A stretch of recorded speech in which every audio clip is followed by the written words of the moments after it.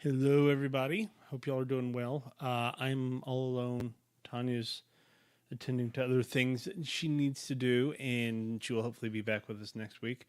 There's just a lot of stuff to do, at our house, and we all try to help where we can and give each other a break and that kind of thing. So it's just me, kind of, flowing and going old school tonight, and we're gonna cover a topic that we haven't covered in a little while now. Well, like intentionally at least. I went back and checked my notes, and I think the last time we did a full episode on this was like March of 2019. So anyway, we're going to get into that. Would love to hear from some of you. Pop over the comments here today. Jen says, "Just John. Oh well." Tanya, we love you and enjoy your mom duties. So yeah, she's working hard cleaning up. Today was a busy day for me in the travel office, doing things to kind of try to give her a break here and there when I can, and try to do a little bit of laundry and all that kind of real life stuff. That's just there. That's part of life, especially with like a family with four kids. You're always cleaning up dishes. You're always doing there's like something that's always going on, and they're not like one of them's kind of at that age where she's quasi self-sufficient, like as far as chores goes. The other ones are not there yet. Two of them are definitely like nowhere close. You got to stay on top of them.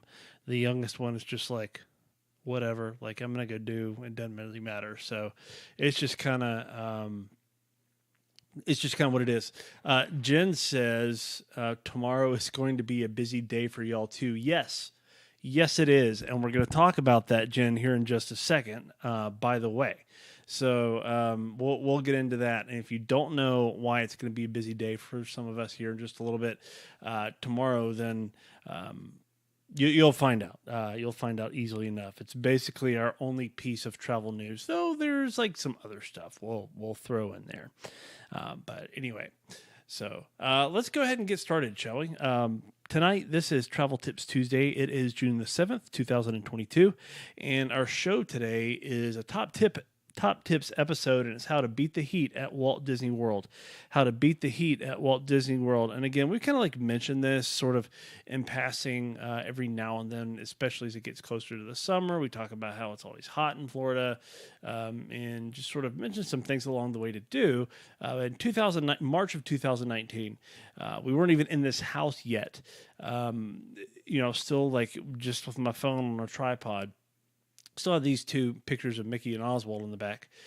Were there, but we did a show completely on this particular topic. So I would absolutely love to know what your favorite way to beat the heat is at Walt Disney World. Please drop that in the comments. This is one of those shows where we can learn from each other. I've already got like a top 11 list that's written down that I pulled from like some previous episodes and pulled from some comments that some of you already dropped in the live feed earlier. But again, this is going to be super practical. This is one of those things where, if you're a travel agent, feel free to share this. Feel free to like steal these if you're planning a trip, by yourself or whatever the case is. Feel free to just use as many or as much of this as you like. So just drop my list. Hang on. There we go. Got the ceiling fan running kind of full speed because it's, that time of the year here in North Alabama. So it's not as warm as it is in Florida, though. My 3-year-old son has like gotten into this thing where he always wants to look at the weather map, and on the weather app on the iPhone, there's this little button you can press that shows like a map, like the temperature map, sort of using like reds and greens and yellows and stuff. If it's dark red, that means it's super hot. If it's cooler blue, that means it's a little bit cooler, obviously.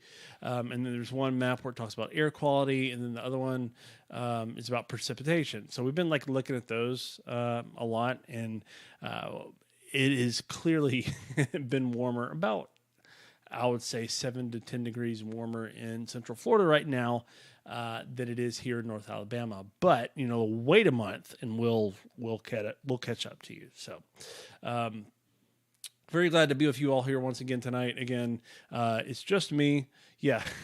Jen says, classic John, a list of 11 tips and tricks. Love it. There we go. Um, so Jen has a question. We'll throw this up there because she always asks good questions. Can travel agents book Run Disney for us? I don't like the anxiety that goes with in-person signups, but I want to sign up for the Princess 5K in person. That is a very, very good question. The answer to that is no, but we cannot book the race registrations as of right now. Run Disney and kind of the Walt Disney Travel Company are sort of like two wings of Walt Disney Travel at large, I guess. It's sort of an event side, and then there's like the resort and like ticket side of things.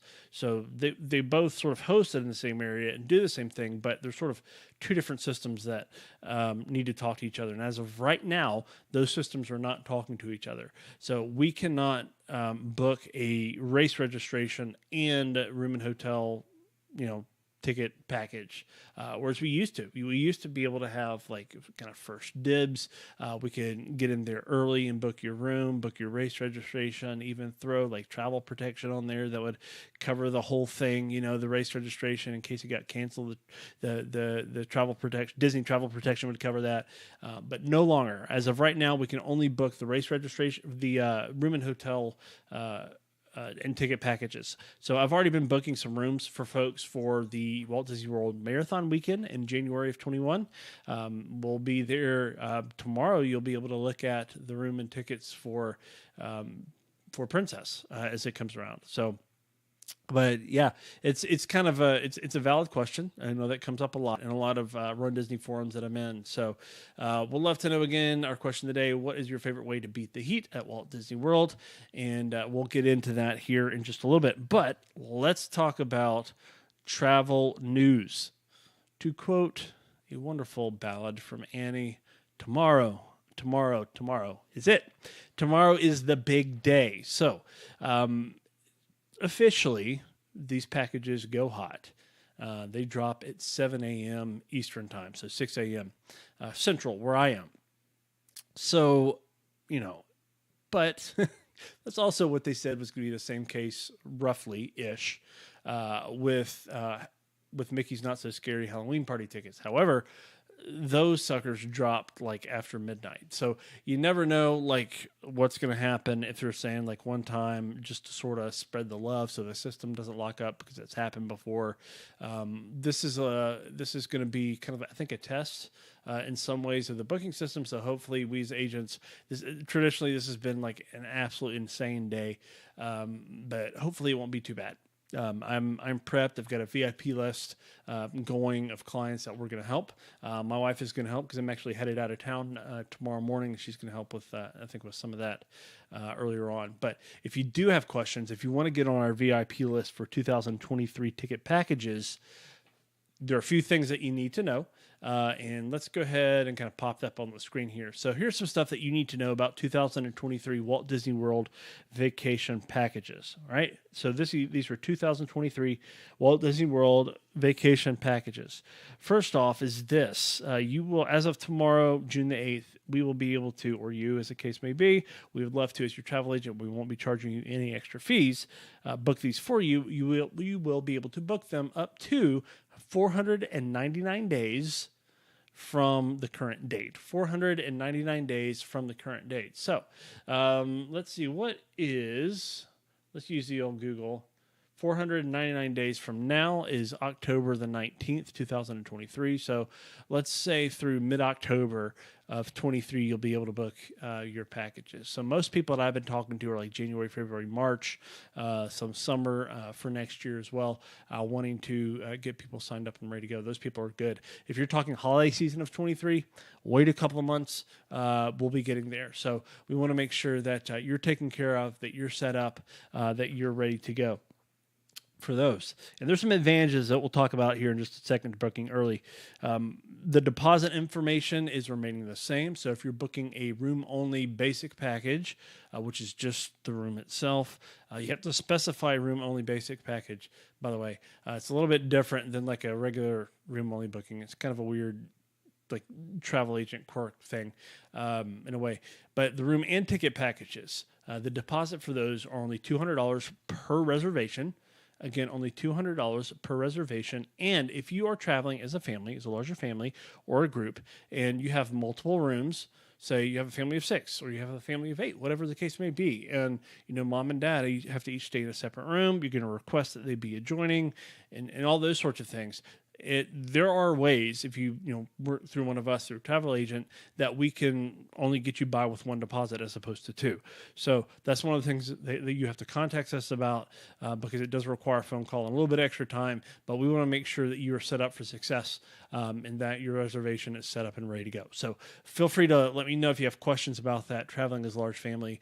We need to do an episode about that, because it's been a while since we've talked specifically about going to Disney as a large family. So deposit information is the same, $200 deposit to lock in your room and ticket package, with final payment due 30 days prior to arrival.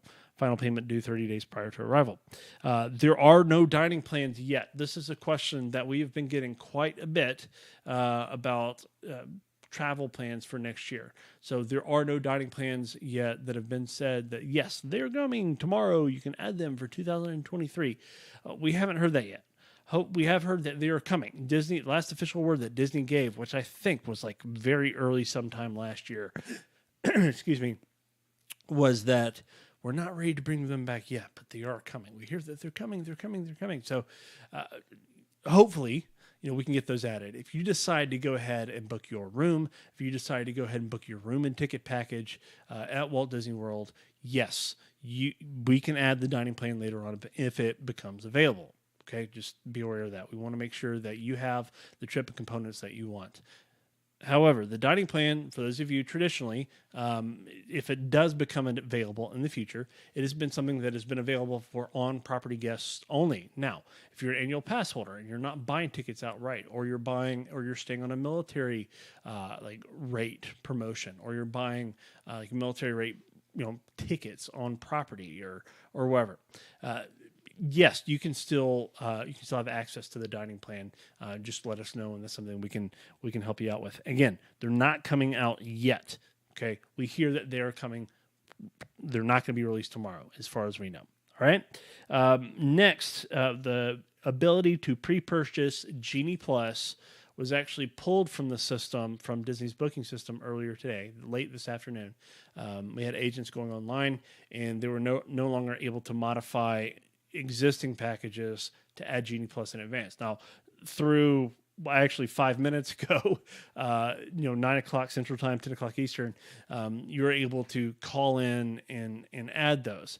But no longer can you pre-purchase Disney Plus. It will have to be purchased as of midnight the day of, as far as we know right now. Now, we know that Genie Plus is, there's some pros and cons to it. It's a great idea, great concept, and I think when it works well, right? I've used it several times as an individual. I've used it with friends and enjoy it. I think it does, and it can make a difference. However, there are some things, some twerks that need to be worked out. And when Genie Plus first came out, I said it will not. There's no way it will exist in this current form forever, right? Disney's constantly tweaking. They're constantly innovating. They're gathering data. They're gathering the research. They're trying to figure out what works best for their guests, what works best for their company, bottom line, what is best for the overall experience for folks coming into Walt Disney World. So we saw that with the Fast Pass system. The regular Fast Pass system existed for a while. We saw that with Fast Pass Plus in Walt Disney World. We saw that with Max Pass out on the West Coast. So this is just sort of the newest iteration. We will hopefully see some modifications, some changes to this in the future. I'm fairly certain that Disney doesn't want their guests to get a minimum of 7 hours of sleep, especially if you've got kids. And I say 7 hours because they're going to a system where allegedly you can only pre-purchase Genie Plus. You can only purchase Genie Plus the day of, starting tomorrow, for bookings moving forward. as of midnight, the day that you're going into a particular park, and then the Genie Plus reservations go live in the system as of 7 a.m. So, that's not a lot of sleep for a long park day, if you're asking me. And I'm not the only one that shares this sentiment. I've heard other people share that that are out there. But I would love to know what you think about that. If you have any thoughts about that. Jen says this. She says Genie Plus seems good for Magic Kingdom and Hollywood Studios, but besides that, I don't think it's good for the other parks at this moment. So I would agree with you. I think Genie Plus for Magic Kingdom and Hollywood Studios makes complete sense. I would say even with the addition of Guardians, Guardians Galaxy Cosmic Rewind at Epcot, I think it's beginning to make more sense. It's beginning to make more sense. Pre-Guardians, pre-Ratatouille's, the Ratatouille Adventure Ride in France at Epcot, it wouldn't really make sense that much to me. It just would not make sense to have that there. But nowadays you can't, even at Animal Kingdom. So even if you're having an Animal Kingdom day, you're doing maybe a split day at Animal Kingdom. Maybe you're going over to Epcot. I think it would make sense. You go there, you rope drop, maybe wait 30 minutes or whatever. If you rope drop Flight of Passage, maybe you grab one for Navi or Expedition Everest, or one of the other attractions, Kilimanjaro Safari, or Kali River Rapids if it's running during the summer. Great ride to go on in the middle of summer, by the way. That's a solid way to beat the heat. Lots of great options there. So all that to say is, can't pre-purchase Genie Plus anymore. You have questions again about that, just kind of summed it up a little bit. Let me know. Here's the top reason here to reserve your room in ticket package now.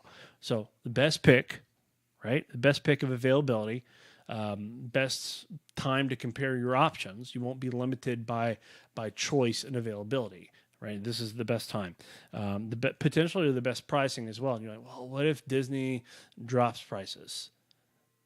Disney usually will actually raise prices. A couple of times a year, traditionally they have. Now, if they do come out with a seasonal promotion, like the Disney Plus promotion, if you're a Disney Plus subscriber, you can save up to 25%. Or if it's like a seasonal thing where you can save up to 35%, or whatever the deal is, right? Or cough, cough, free dining, which don't expect that anytime soon.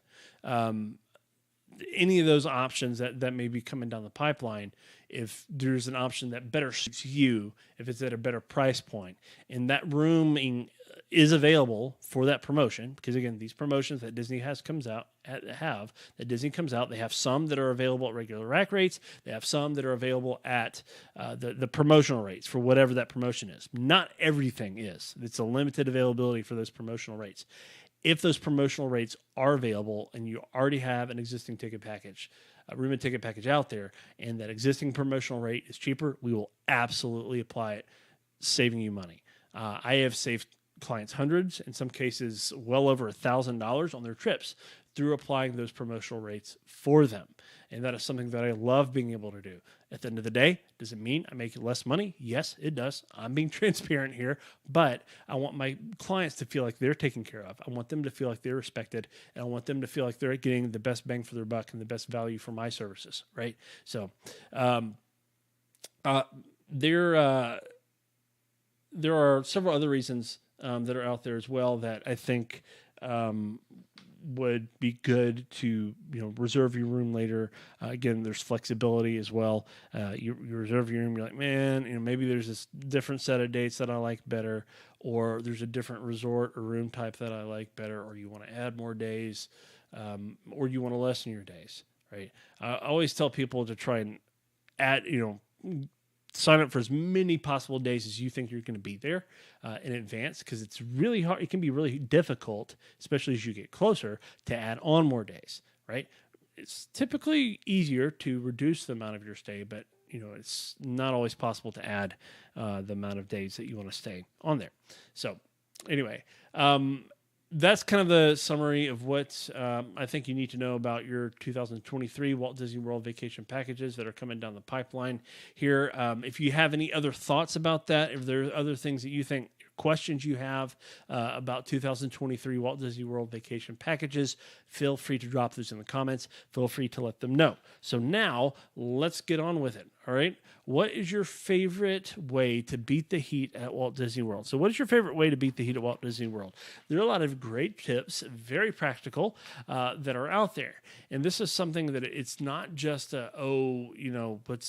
it's just miserable outside, but this can be even like a safety thing in some way, because heat exhaustion, sunstrike, all that kind of stuff is a real thing. We want to make sure that you are hydrated. We want to make sure that you're cool. We want to make sure you're having a great experience. And that's we, as in like me, your travel planner, podcast host, whatever. But we also want to make sure that you're having a good time. And if you're just hot and miserable all the time, it's not fun. And, I recognize that a lot of families are limited to summer season to travel to places like Walt Disney World. So, what do you do? What are some practical things that you can do aside from just like putting a hat on and drinking some water? And we'll talk about that. But what are some things that you can do? So we'll love for you to kind of drop those in the comments. Jen already dropped one in there earlier. I'm going to scroll back and see if I can find it, because this was earlier on. Let's see here. She said, cooling towels. So that does help a lot, quite a bit. So cooling towels, 100%. Great piece of advice. I'm going to go ahead and refresh the feed on Facebook so we can pull a few things from there as well, because that will be helpful. So cool stuff. The old Facebook Messenger is kind of lighting up right now. So if you're hearing those noises, I apologize, but keep on. If you're watching live also, and you're one of those people messaging me, don't worry about it. You're fine. Keep at it. We're good. Some top tips to beat the heat. Here we go. All right. Number one, and usually like I've tried like top 7 lists to keep myself like, on focus, but I always end up adding more. So the list always grows. So number one, most importantly, stay hydrated. Carry a water bottle with you. Carry a hydro flask. Carry like a water, what they call like water bladders. They make them in like 1 liter, 1.5 liter, and 2 liters. That you can stick in some backpacks, the Camelback sort of things. You can go to places like REI. You can go to, I think, Target. You can buy them on Amazon, of course. You can go to a great place to buy them, actually, besides just like outdoor stores like REI. It's going to be running stores. Running stores have a variety of them that are made for people that run like marathons or trail races and stuff. I have one that I bought, not from a running store, but I found it. It was like maybe like $80 or something like that. It's got little spots for like a few different things here and there. So here we go. All right. So stay hydrated. Carry the water bottle with you. If you have like a resort mug, if you have one of the refillable mugs from your resort, you can bring that with you too. You can fill it up when you leave. You can carry those on the bus, no problem. If it's full of hot coffee, go you. If it's full of like Coke or Powerade, whatever, because they do have Powerade from the like soda fountain drinks at most of the kind of food court refillable areas for those mugs. Definitely, I would think about that as well, because you want to make sure not only are you hydrated, but you have those electrolytes as well. And then while you're there in the parks during the day, you can actually get free cups of water at any quick service restaurant out there. You can request a free cup of water at any quick service restaurant out there. And you can't like hand them your mug or your water bottle or whatever, but you can dump that cup into said mug. Maybe it'll, stay a little cooler longer, especially if you have, again, like a hydro flask, a Yeti, or, whatever other bottle, Tervis kind of bottle that's insulated. Those stainless steel things are amazing. So really good stuff. So next on the list is to shop, right? There's gift shops everywhere. You got Main Street. You've got Hollywood Boulevard. You've got the Island Trading Company. You've got a bunch of the different places kind of over Animal Kingdom that you can pop in, and goodness knows it gets warm. Animal Kingdom. You've got the Connections Cafe, which is a great place to pop in for a bite as well. And you've got a lot of places to shop and hang out at Epcot. Of course, all the World Showcase pavilions, great place to kind of hang out and cool down a little bit. Number 3, eat at a table service midday. So maybe plan some of your dining, experiences at Walt Disney World midday as opposed to later on, or like in the evening or earlier on for breakfast, plan a midday, anywhere from, I would say, like, 11 until like maybe 2. Plan an early or late lunch, or maybe like 3 o'clock, where you're getting out of the sun and you're inside, you're in AC, you're drinking and you're eating and you're just having a good old time. So plan your table service meals midday. And I'll also say one of the other advantages to that are kind of twofold. If you're trying to plan for a place like maybe, I don't know, Space 220 at Epcot, it's one of the more popular places to be, or Via Napoli at Epcot, or Le Cellier, or Liberty Tree Tavern, or Cinderella's Royal Table at Magic Kingdom. Any of those, harder to get places, Chef Mickey's, they're more available closer to lunch hours.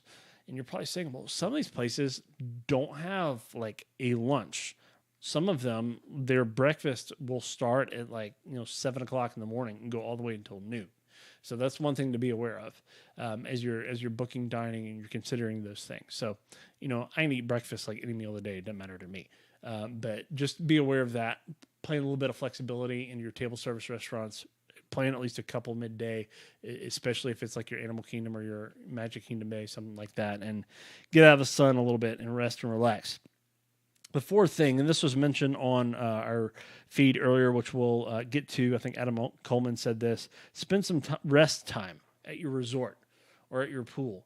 Take a nap, go back to the hotel, but you're like, I'm paying all this money to get into the parks and, I want to get there when it opens, I want to be there when it closes. Look, I have done open to close, rope drop to, getting kicked out of the parks because you've been there too long kind of days. They're great and they're fun, but those days are not for families with small children like we have, right? I mean, it's really fun to be able to do that because you get to just kind of like chill some during the day in the parks.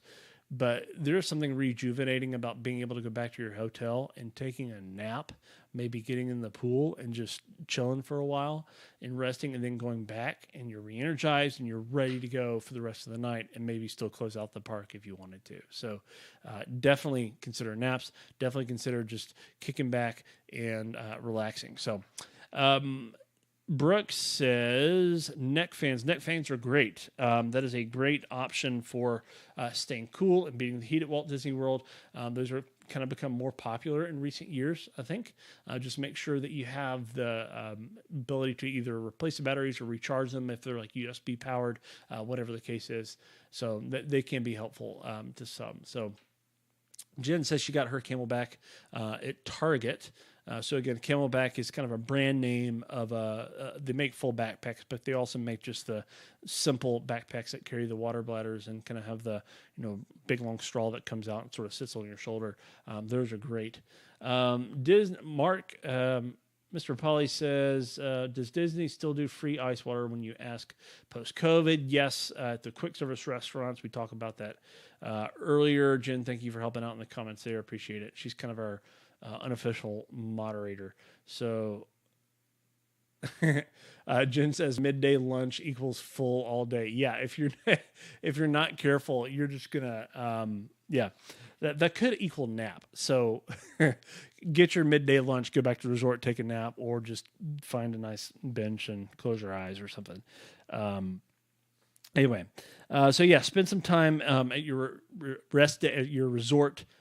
Take advantage of that time, especially if you're staying at one of the monorail loop resorts, Grand Floridian, Disney's Contemporary, Bay Lake Tower, or the villas at Grand Floridian, or the Polynesian, or just the regular Polynesian or Grand Floridian sides, or even over at the campgrounds at Fort Wilderness, or the cabins at Fort Wilderness, or Wilderness Lodge. Like that's a great location for Magic Kingdom as well. The resorts over close to Epcot, like Beach Club and Yacht Club, and the villas at the Beach Club, and the villas over at Boardwalk and the Boardwalk Inn as well. Those are great resorts to be in close proximity to another form of transportation other than the buses, and also within walking distance in some of the parks. So great options. If you're an Animal Kingdom person, Animal Kingdom Lodge makes complete sense for you as well. So a lot of great options out there. Again, most of the deluxe resort hotels are within close proximity to to most of the parks. Disney's Riviera Resort, of course, being on the Skyliner as well, on the way to Epcot. So definitely check that one out. The pool there is amazing. So fun. Don't sleep on that resort at all. Number 5, if you're following along, it's number 5 on my list. I don't know if it's number 5 or not where we are now, but number 5, enjoy your favorite frozen treats like ice cream. Get those Mickey Premium bars. And like to hear my son yesterday, we were just like playing pretend, like he was bringing me ice cream and stuff with like some of the play kitchen stuff that we've got. And he was trying to say a premium bar, and it was the funniest, like cutest thing ever.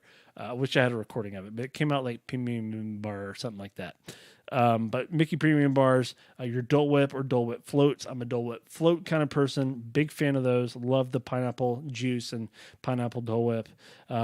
Big fan of those. Of course, you can get those at multiple locations. You can get Dole Whip and Dole Whip floats at Disney Springs. You can get them at the Pineapple Lanai, at the Polynesian. You can also get them at Aloha Isle, which is kind of the main location for Dole Whips over at in Adventureland at Magic Kingdom. So there's some other spots as well that I haven't named that you can get Dole Whip items around. They're one of the best snacks out there to beat the heat at Disney. Number 6, and this is again, in addition to staying hydrated and resting, wear the appropriate clothing. This just like makes sense. You see people that like walk in, like Disney loves to sell spirit jerseys. We know that. But when it's 95 degrees outside and 167% humidity or whatever it is, and the 3 o'clock shower is going on, and like everybody's sweating around you, and you've got your spirit jersey on, that's just, I would not do that. Would not do that. Maybe buy one, take it home with you, whatever. Wear it around Christmas when it's cooler outside. But just have some common sense to wearing the appropriate clothing at Disney, and always also keep in mind that this is a family-friendly resort area. Moisture wicking shirts and pants, and I would even say undergarments are huge. They make a big difference in your comfort throughout the day. Even moisture wicking socks. If you're wearing like tennis shoes, you're not going to wear Chacos. Which, speaking of which, RIP to one of my Chacos. My dog got into it, and I'm just kind of sad about that because I've had those for a while. Columbia style fishing shirts, the ones that are made of that like lightweight moisture wicking material that have sort of the vent in the back. There's a style for ladies. There's a style for men. There are other brands that make those as well. I think Magellan is the name of one company. You can find those at a lot of outdoor stores and like places like Kohl's and Walmart or whatever. They're super practical for a number of reasons. They're lightweight. They're super practical for when it's warm outside, and they don't take up a lot of room in your luggage. So there's that. You can even throw those in like a carry-on if you wanted to, and it would help you get down there without having to overpack too much. So, and then next on the list is wearing the right shoes. Take care of your feet, and they will take care of you.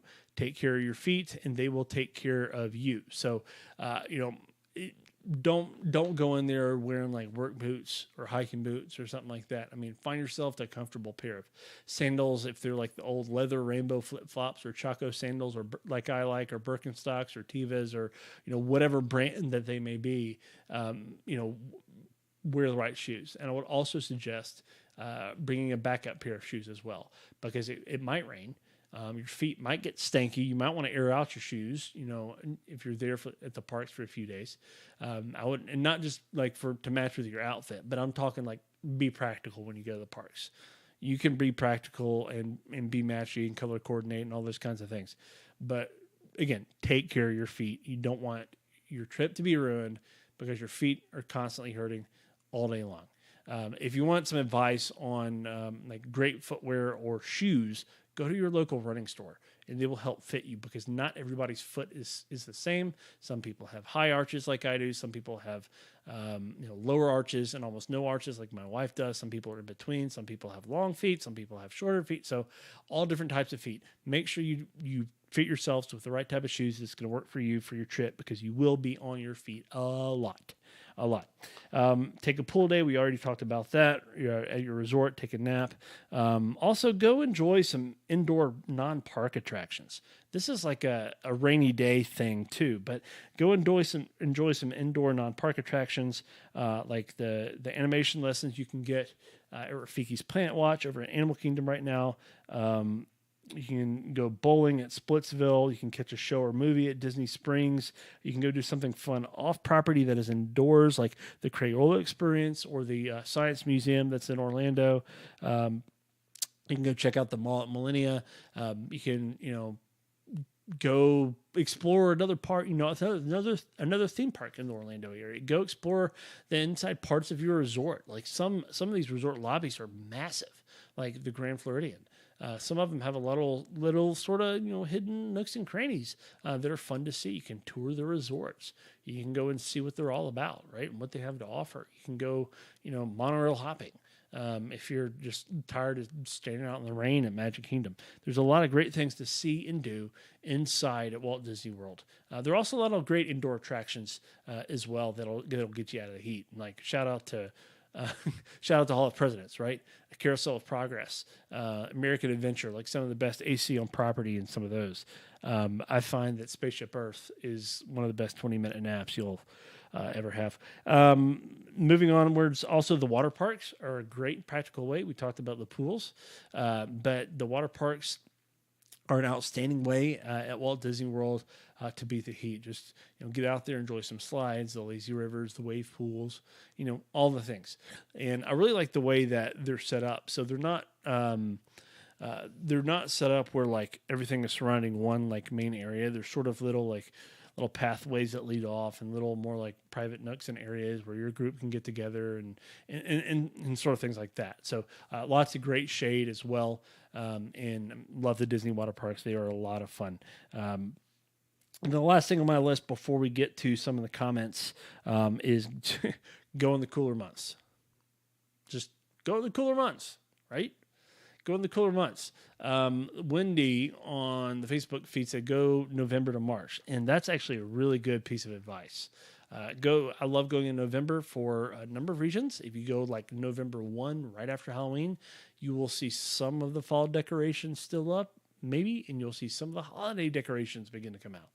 Right, the holiday decorations start going up in early November and then stay typically until around early January-ish is when they begin taking all of them down just after the new year. So great time to go.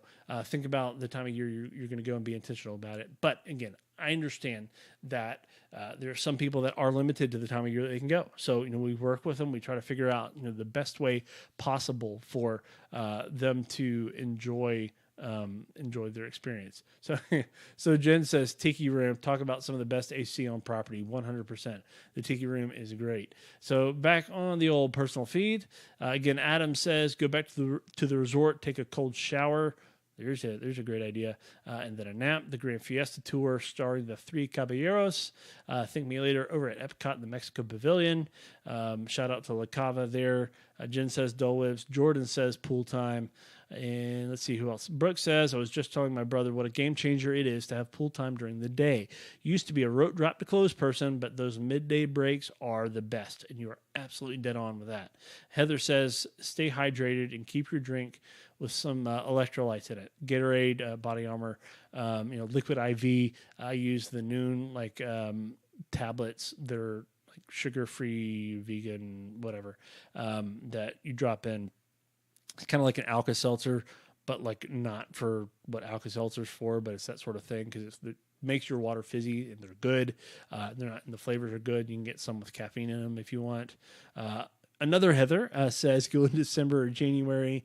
Ray says baby care center. Good thing we have a baby. Yeah. So yeah, if you've got a young one with you and you're like, man, I don't know about like going to the parks in the summer.